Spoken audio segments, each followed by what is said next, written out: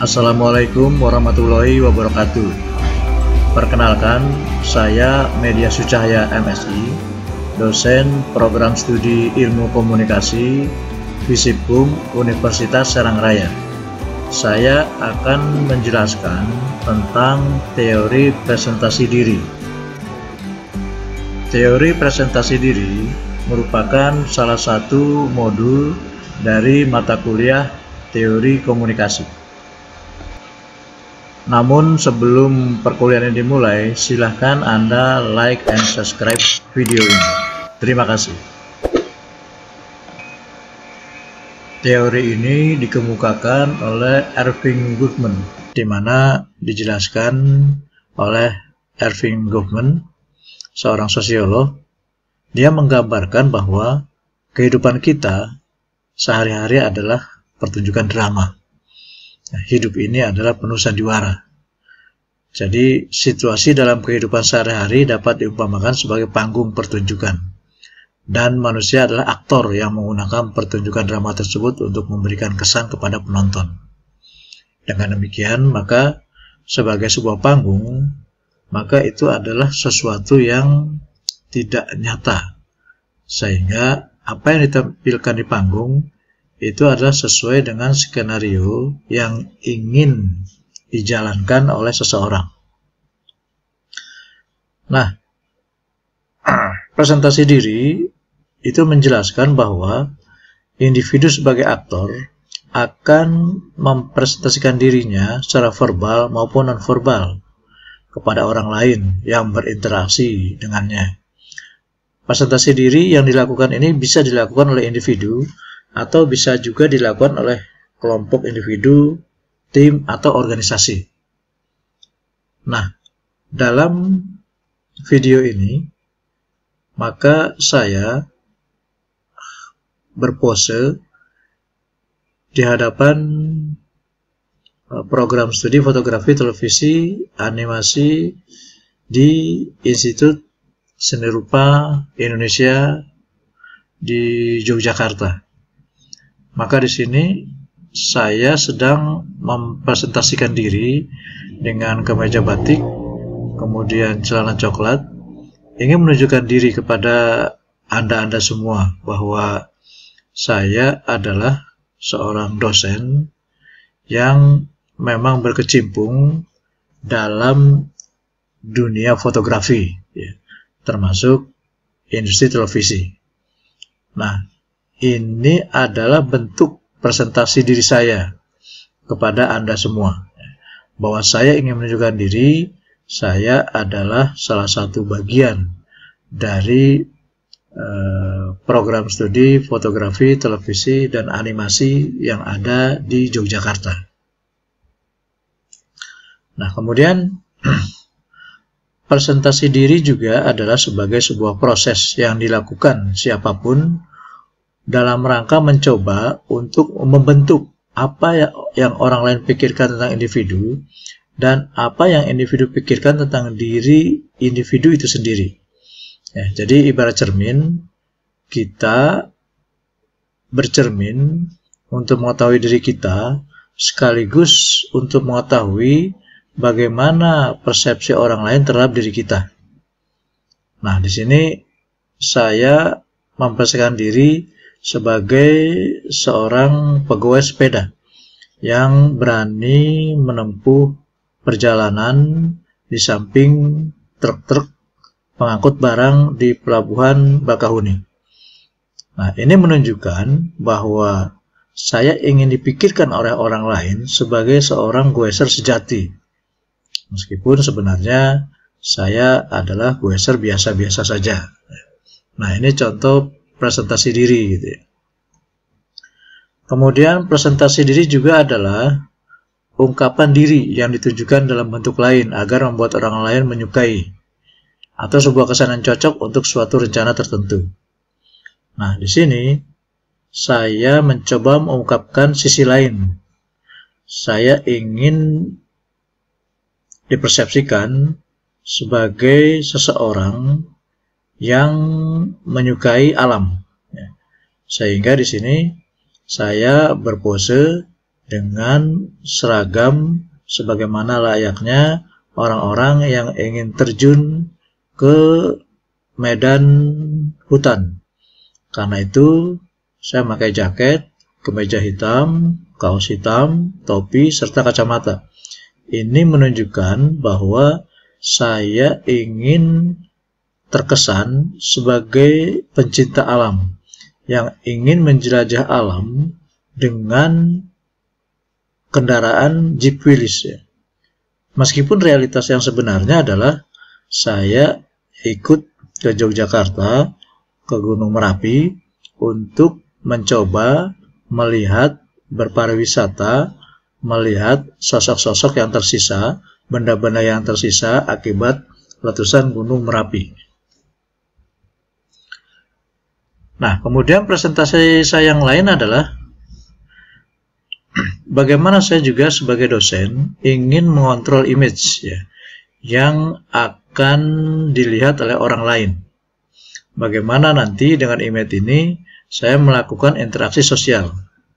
Nah, Anda lihat di sini, saya mengenakan jas lengkap dengan dasi, dan yang terpenting pula adalah saya menggunakan masker. Karena di era COVID ini, masker adalah salah satu langkah untuk mengatasi penularan COVID-19. Nah, di sini saya mengontrol image saya. Saya mengontrol diri saya bahwa saya adalah bagian dari orang-orang yang ingin memberi contoh kepada orang lain tentang bagaimana seharusnya kita berinteraksi sosial. Maka, untuk melakukan interaksi sosial, saya menerapkan protokol menjaga kesehatan. Jadi, dengan demikian, presentasi diri saya ini langsung dinilai oleh orang-orang yang melihat atau melihat foto saya, itu akan menunjukkan bahwa saya ini adalah orang yang taat menjalankan protokol kesehatan. Nah, ini bagian dari image. Nah, kemudian yang berikutnya juga, teori presentasi diri merupakan tindakan yang dilakukan untuk menampilkan dirinya di depan publik agar tercapai citra diri yang diharapkan. Nah, tadi kan disebutkan bahwa saya adalah seorang dosen ya, yang memberikan pengajaran kepada siswa-siswa saya di kelas. Ya.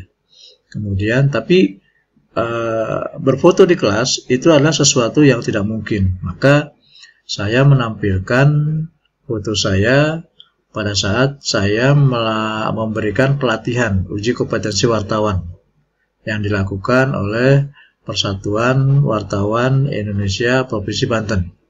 Nah, dengan saya tampil di depan publik seperti ini, maka masyarakat tidak meragukan lagi kompetensi saya dalam bidang jurnalistik misalnya. Sehingga dengan demikian, saya akan dilihat sebagai orang yang memang mendalami dunia jurnalistik. Terlebih lagi, saya di sini hadir sebagai penguji bagi para wartawan yang ada di Provinsi Banten agar dia bisa menjalankan profesi jurnalistik secara profesional. Nah, ini jadi dengan demikian Anda bisa lihat bagaimana saya mempresentasikan diri ya, dari mulai sebagai dosen, kemudian sebagai pencinta alam tadi dengan kendaraan, juga sebagai goeser sejati. Ya. Nah, inilah presentasi saya dalam kehidupan sehari-hari. Ya. Nah, bagaimana dengan penggunaan media sosial? Nah, ternyata penggunaan media sosial baik di Facebook maupun di Instagram itu juga sama. Media sosial dijadikan medium untuk mempresentasikan dirinya dengan apa? Dengan biografi singkat. Ya. Menulis profil, kemudian menampilkan foto-foto yang menarik. Ya. Kemudian Di situ juga biasanya di media sosial itu Anda menampilkan foto profil, ya, hobi dan sebagainya. Nah, maka media sosial itu sebenarnya medium atau alat untuk menunjang presentasi diri kita agar orang lain terkesan dengan diri kita.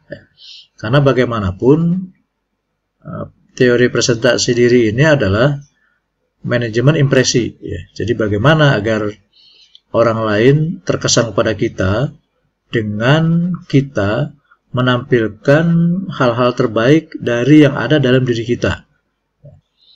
Nah, biasanya yang kita tampilkan di media sosial itu adalah foto kita yang barangkali sudah kita edit. Agar apa? Agar foto itu menampilkan kesan yang cukup elegan, sehingga orang yang melihatnya dia akan tertarik, ya, dengan foto yang kita tampilkan, gitu ya.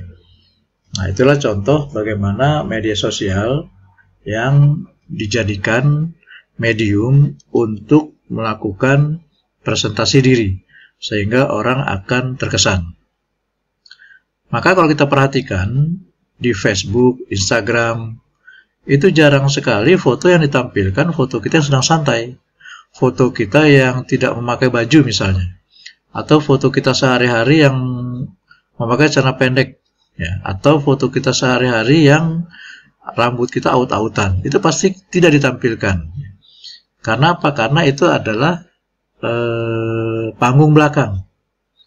Ya, biasanya panggung belakang itu tidak pernah atau jarang sekali ditampilkan dalam media sosial. Ya, maka yang ditampilkan itu adalah sesuatu yang menaikkan image kita, ya, sesuatu yang menampilkan citra kita, gitu ya. Karena itu maka Facebook, Instagram itu adalah sarana bagi kita atau siapapun untuk memberi kesan kepada orang lain. Nah, bagaimana strategi presentasi diri? Yang pertama adalah ingredient, yaitu membuat orang lain supaya menyukai dirinya dan menjadi simpati kepada dirinya. Misalnya, Anda memberikan like atau bintang pada status foto atau video yang diupload oleh teman Anda. Tujuannya apa? Tujuannya adalah agar Anda terlihat memberi perhatian kepadanya dengan meng-like atau memberi bintang kepada foto hasil postingan teman Anda. Yang kedua adalah self-promotion. Nah, self-promotion ini adalah Anda melakukan presentasi terhadap kemampuan yang dimiliki kepada orang lain supaya orang lain mengakui bahwa Anda itu terlihat pintar, berbakat, atau berkompeten. Misalnya Anda memposting piala-piala yang pernah Anda raih, gitu ya. Kemudian yang berikutnya, yang ketiga adalah exemplification. Nah, ini adalah memberi kesan bahwa dirinya merupakan individu yang memiliki kemampuan yang lebih dan merasa selalu benar dalam bertindak. Misalnya dia mengupdate kata-kata yang bijak, ya, kata-kata puisi yang memberi dorongan kepada orang lain untuk sabar misalnya. Ya. Kemudian yang keempat adalah intimidation. Nah, kalau perilaku ini adalah Anda merasa bahwa Anda yang paling disegani dan berkuasa, sehingga orang lain takut kepada Anda. Misalnya Anda memaksa teman-teman Anda untuk memilih Anda sebagai ketua organisasi. Dan yang kelima, supplication. Kalau ini adalah melebih-lebihkan kekurangan dan kelemahan yang dimilikinya agar semua orang memperhatikan dirinya. Nah, misalnya di sini sering kita lihat teman kita sakit, dia memposting sedang berada di rumah sakit, atau dia memposting dirinya sedang berada atau diopnam di atas tempat tidur. Nah, ini menunjukkan bahwa Anda atau orang tersebut sedang menarik perhatian orang agar dia bersimpati. Nah, itulah materi secara singkat yang dapat saya sampaikan. Nanti berikutnya akan saya jelaskan lagi tentang apa itu teori presentasi diri. Terima kasih. Assalamualaikum warahmatullahi wabarakatuh. Nah, untuk memahami teori presentasi diri ini teori presentasi diri ini adalah teori yang terjadi dalam situasi di mana kita melakukan aktivitas. Maka situasi ini dibagi pada dua hal. Yang pertama garis dan bingkai. Di mana perbedaannya? Garis adalah urutan dalam kita melakukan sebuah peristiwa. Misalnya kita membuka pintu kulkas, kemudian mengambil buah dan makan buah. Nah, itu adalah garis ya. Anda mengambil sepatu, kemudian duduk, kemudian memasukkan sepatu Anda ke dalam kaki Anda ke dalam sepatu. Nah, itu adalah urutan sebagai sebuah garis ya. Kemudian bingkainya adalah pola tertentu untuk menentukan garis ya. Bingkai pertama tadi adalah mengambil buah di kulkas. Bingkai yang kedua tadi pada saat Anda mengambil sepatu, kemudian memasukkan kaki ke dalam sepatu. Nah, itu adalah Anda sedang memakai sepatu. Itu adalah bingkai. Nah, analisis bingkai ini merupakan proses untuk menentukan bagaimana kita atau individu mengatur dan memahami tingkah lakunya dalam situasi tertentu gitu ya.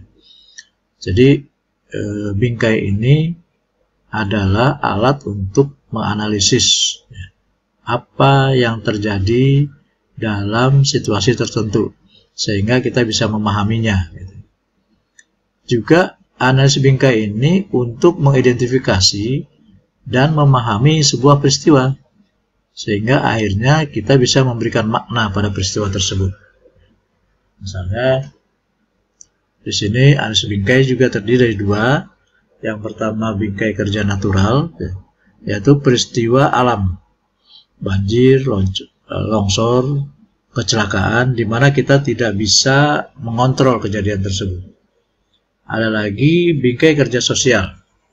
Nah, bingkai kerja sosial ini adalah aktivitas kita sehari-hari yang dapat kita kontrol. Contohnya di sini adalah potong rambut. Nah, maka kedua bingkai ini, bingkai kerja natural dan bingkai kerja sosial ini saling berhubungan. Saya merencanakan untuk memotong rambut, tetapi karena ada bencana alam, banjir, maka saya tidak jadi motong rambut. Nah, dengan demikian kita bisa memahami bingkai kehidupan kita sehari-hari. Dalam kegiatan kita sehari-hari, maka kegiatan kita itu adalah sama dengan kegiatan bingkai. Jadi ada urutan-urutannya, kemudian urutan-urutan itu kita bingkai gitu ya. Misalnya Anda ingin nonton film, maka garisnya adalah Anda datang ke bioskop, kemudian membeli tiket, kemudian dipanggil oleh gedung bioskop, kemudian Anda masuk ke dalam. Nah, itu adalah urutannya ya. Sementara pekerjaan Anda itu tadi adalah dalam bingkai yang disebut Anda sedang menonton film. Kira-kira begitu gambarannya. Nah, dalam teori presentasi diri ini, maka pertemuan tatap muka terjadi bila ada interaksi ya, dengan cara fokus pada satu perhatian. Dalam pertemuan tatap muka, yang tidak fokus itu justru Anda tidak memperhatikan sekeliling Anda. Kalau Anda berbicara tatap muka fokus, maka Anda melakukan interaksi. Tapi pada saat Anda tidak fokus, dalam pertemuan tatap muka, Anda tidak memperhatikan situasi. Ya. Misalnya, saat Anda sedang antri nih, kita nonton film, kemudian karena kita antri sendirian, maka kita menyapa orang depan kita, atau orang lain yang menyapa diri kita. Maka kita mengajak ngobrol. Maka terjadilah interaksi. Nah, interaksi ini diakhiri setelah antrian selesai, tapi bisa juga setelah antrian selesai kita melanjutkan kembali obrolan kita. Nah, maka pada saat kita tadi sedang berbicara, kita sebenarnya sedang menyajikan sebuah drama kepada lawan bicara kita. Mereka memiliki karakter tertentu dan menunjukkan karakter itu pada lawan bicara sesuai dengan karakter yang dipilih. Tingkah laku mahasiswa misalnya, dia berbeda saat di kampus. Berbeda pula pada saat dia berdua dengan pacaran. Kemudian berbeda juga pada saat dia di hadapan orang tua. Jadi seseorang itu dia akan menampilkan karakter yang berbeda-beda. Mahasiswa akan memainkan peran dan karakter tertentu untuk dimainkan. Nah, di sini saya mencontohkan bagaimana karakter dari seorang artis ya, yang mulai dari sedih, kemudian gembira, kemudian happy, nah, kemudian dia tersenyum. Nah, mimik atau wajah dari artis ini ya, itu menunjukkan bahwa dia sedang berhadapan dengan orang yang berbeda-beda. Yang pertama kita lihat di sini misalnya ada yang sedang acting, ada yang sedang santai, ya, ada yang sedang terkejut gitu ya, dan ada yang sedang tersenyum gitu ya. Nah, masing-masing karakter ini yang ditampilkan ini itu dilakukan dengan lawan bicara yang berbeda. Kita juga sama ya, melakukan hal serupa. Pada saat Anda datang ke kampus, mungkin karakter Anda adalah Anda mahasiswa ya, dengan kemeja rapi ya, dengan baju yang rapi, dengan celana yang rapi, sepatu juga terlihat rapi ya. Kemudian wajah Anda di make up. Tapi pada saat pulang dari kampus, Anda di rumah, mungkin Anda mengenakan kemeja biasa atau kaos oblong biasa, kemudian Anda tidak make up lagi. Nah, itu adalah hal yang biasa gitu ya. Nah, maka orang atau siapapun menurut teori presentasi diri ini adalah dia berusaha. Apa yang dilakukan itu adalah agar orang lain terkesan sama dia. Penyajian diri ini terkait dengan persoalan pengolahan pesan, ya, manajemen impresi. Ya. Jadi ada motif atau tidak, ya, ada kepentingan atau tidak, tetapi pada tahap awal dia akan memberikan impresi yang mendalam kepada lawan bicaranya. Ya. Nah, kemudian peran yang dipilih oleh seseorang bukanlah sesuatu yang sepele, namun betul-betul menentukan diri seorang komunikator ketika berhubungan dengan orang lain. Jadi, komunikator itu merupakan wakil dari diri dan setiap individu. Dia bisa memiliki lebih dari satu peran, tergantung pada bagaimana ia menyajikan dirinya dalam berbagai situasi.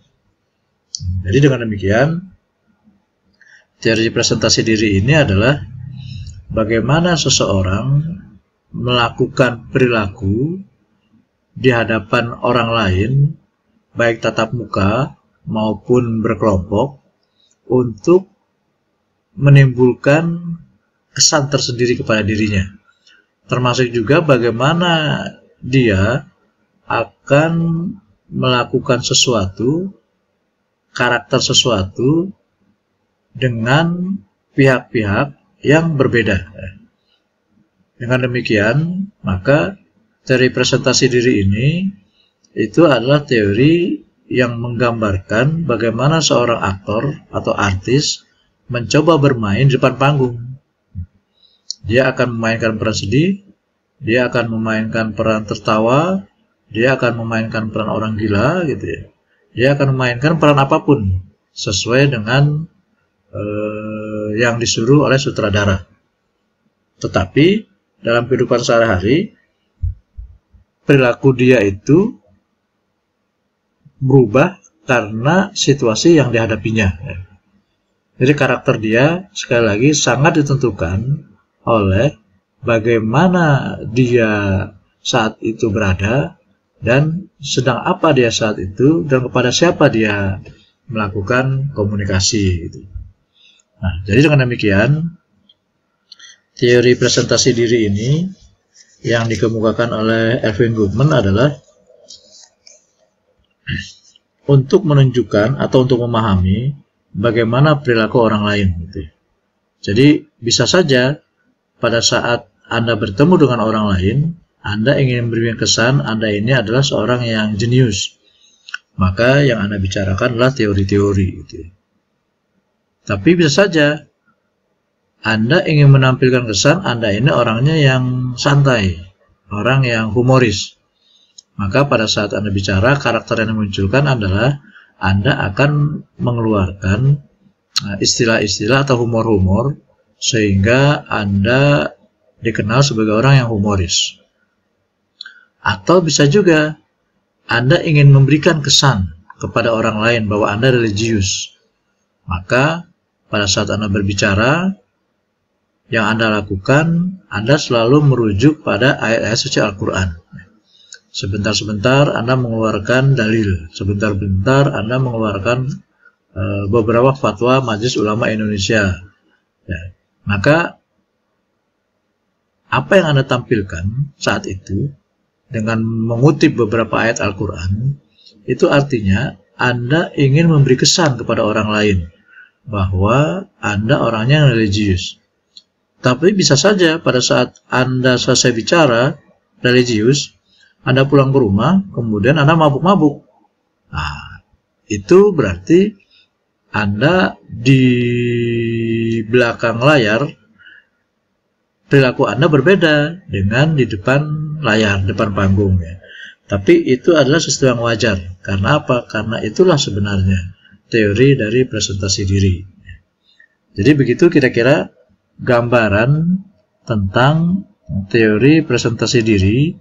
Teori ini adalah bagian dari teori individu, ya, di mana aktor atau diri Anda lah yang paling banyak menentukan dalam menjalankan aktivitas sehari-hari. Baik, itu saja. Terima kasih. Assalamualaikum warahmatullahi wabarakatuh.